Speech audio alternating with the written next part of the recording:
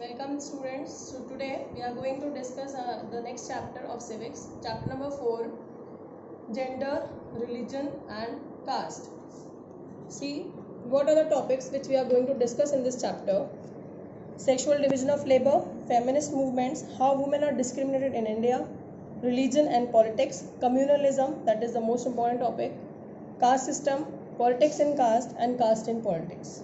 Let's begin one by one. First is sexual division of labor. See, what is sexual division of labor?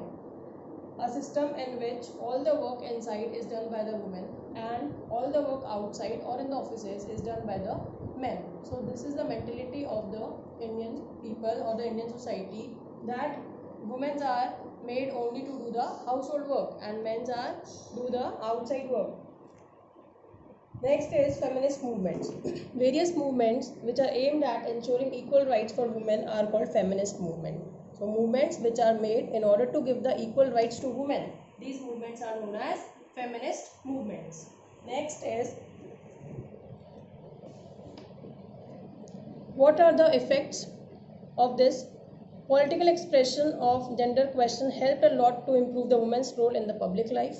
Although the Indian society is still a patriarchal society, as you all know, India is a patriarchal society. It is a male-dominated society wherein all the work is done by the men, outside work is done by the men, and women is made to do the household work. Yet women are working in many fields, but still our society is a patriarchal society. For example, but now women are working in the many fields like Indra Nooyi, Mary Kom, Nirmala Sitharaman, etc. You can take any other example also.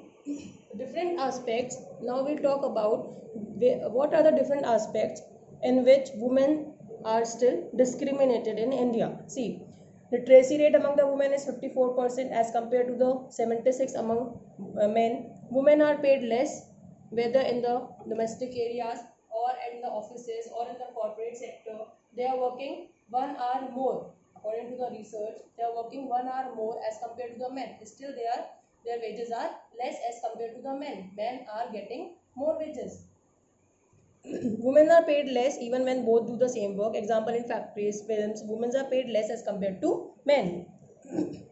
In India, parents prefer to have sons than girls. They find many ways to have the girl child aborted before the birth. This decline in the sex ratio, and the number of girls per 1,000 boys in the country is 933. So earlier or nowadays also, the middle class families wanted a boy child, not a girl child. So what they do, they abort the girl child. There are reports of various kinds of harassments, exploitation and violence both in the rural and the urban areas. Women are not safe at home even due to the harassment and the domestic violence. Now women are working as scientists, but now the scenario has been changed and they are working as scientists, doctors, lawyers, managers, engineers and teachers in countries like Finland. So we'll talk about the Scandinavian countries, Finland, Norway, Sweden. The work participation of women is high and hence the economic growth is also very high. What are the demands? Because women feminist movements are there, so they are demanding equal rights, extension of right to vote, improvement in the educational and career opportunities, enhancing the legal and political status of the women.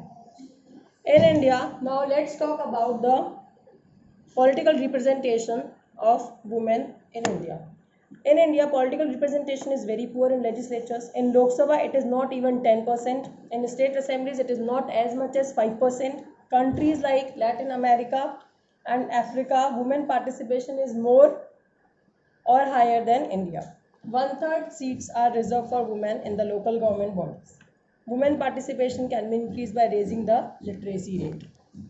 So this is the status of women representation in the legislative bodies. Next comes to the graph. This is a graph which is showing the ratio of the different countries in national parliament in different regions of the world. You can see in the Nordic countries it is 40%, and when we talk about the India, it is only 8, or we can say it is just 10%. It is increased and it is increased to 10% more. Now next topic is religion and politics. See what Gandhiji used to say. Gandhiji used to say that religion can never be separated from politics. According to him, Politics must be guided by ethics drawn from the religions. That means, according to the Mahatma Gandhi ji, he thought that, or he said that religion can never be separated from the politics, and it should be based on the moral values and ethics. Next is communalism. What is communalism? Communalism is a situation when a particular community or when a particular caste try to promote its own interest at the cost of other communities, or we can say when one particular community tries to dominate the other community. When this particular problem becomes acute, when religion is seen on the basis of nation, when one religion and its followers are discriminated by the others, when people start believing the belief of their religion is superior than the other religion. This is the most important point. When a particular caste people or when a particular community is feeling superior than the other religion community, when the state power is used to establish the domination of one religion over the others. These are some of the beliefs of the communal people. When there are more followers of a one particular religion, then it must belong to a one community. Their fundamental interest should be the same. People who follow the different religion cannot belong to the same social community. And if the followers of different religions have commonalities, these are superficial. These are the different forms of communal politics, and this question is also very important. Question can come in your board exam, like what are the different forms of communal politics. So you can write all these 3 points.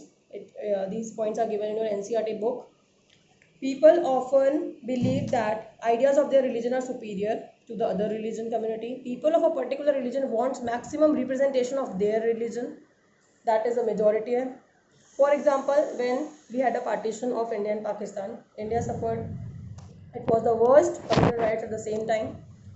Now, as you all know, India is a secular country. So there are some constitutional provisions which says that India is a secular country. Like what is secularism? Secularism means there is no official state, there is no official religion in the state. The constitution does not offer any special status to a particular religion. We have the right to profess, practice and propagate any religion.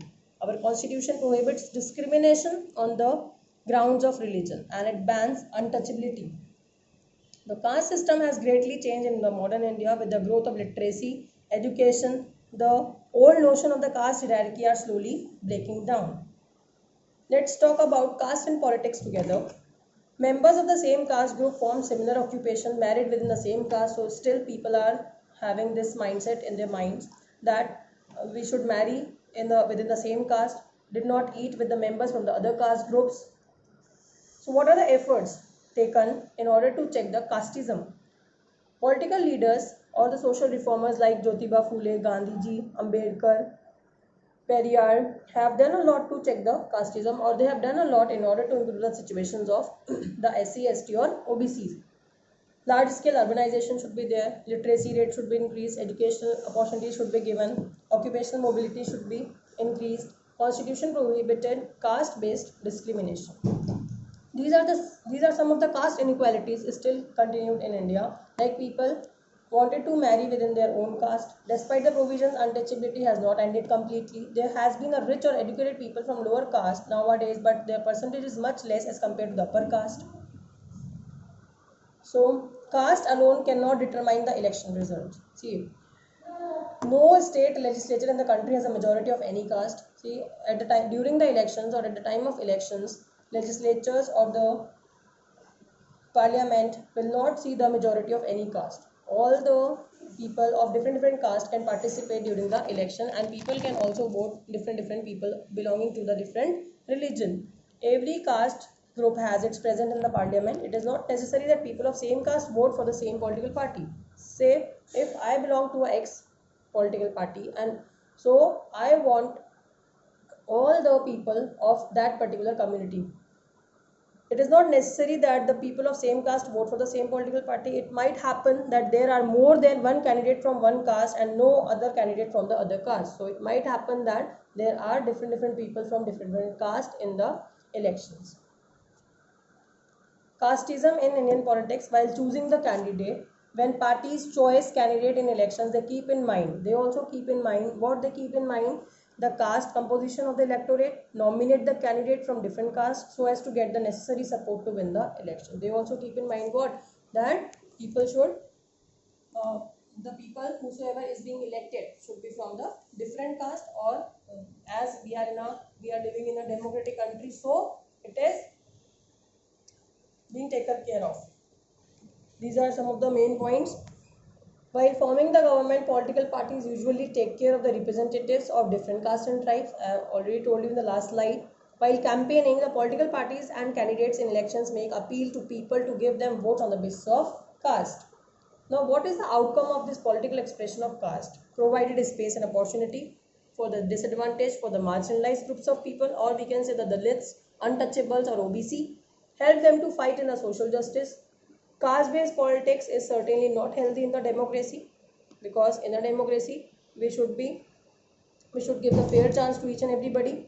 It can divert attention from other issues like poverty, development, and corruption, and it also leads to conflict and violence. So here the chapter is ended. These are some of the important terms which you can learn, and these are some of the important questions, one word questions. Now as you all know, pattern has changed. One word questions, short answers, image based questions will come, source based questions will come in your board exams.